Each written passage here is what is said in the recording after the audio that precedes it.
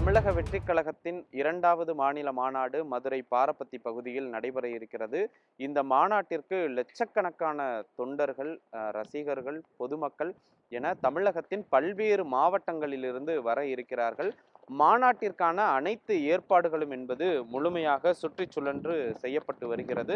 குறிப்பாக மாநாட்டில் கலந்து கொள்ளக்கூடிய அனைத்து பேருக்குமான அடிப்படை வசதிகள் மீது தாவேகா தலைவர் விஜய் உரிய கவனம் எடுத்து அதற்கான பணிகளை செய்ய சொல்லி நிர்வாகிகளுக்கு உத்தரவிட்டு இருக்கிறார்.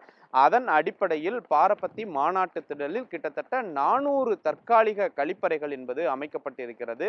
அந்த தற்காலிக கழிப்பறைகளுக்கு அருகிலேயே தண்ணீர் தொட்டியும் இருக்கிறது. குறிப்பாக 24 மணி நேரமும் தண்ணீர் தங்குதடையின்றி கழிவறைக்கு செல்லும் வகையிலான ஏற்பாடுகள் என்பது செய்யப்பட்டிருக்கிறது.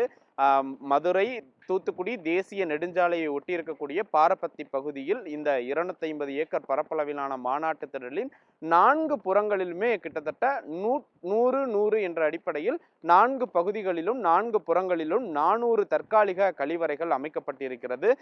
குறிப்பாக இந்த மாநாட்டை பொறுத்தமட்டில் காவல்துறைக்கு தெரிவிக்கப்பட்ட தகவலில் 1.5 லட்சம் பேர் வருவார்கள் என தெரிவிக்கப்பட்டிருந்தாலும் எத்தனை பேர் வந்தாலும் மாநாட்டிற்கான அனைத்து அடிப்படை வசதிகளும் முழுமையாக செய்யப்பட்டிருக்கிறது.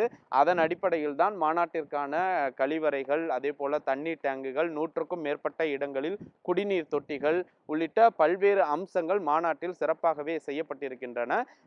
இந்த மாநாட்டை பொறுத்தமட்டில் பொதுமக்களுக்கு எந்த விதமான அசௌகரியமும் ஏற்பட்டுவிடக் கூடாது என்பதற்கான அனைத்து வசதிகளுமே பார்த்து செய்யப்பட்டிருக்கிறது.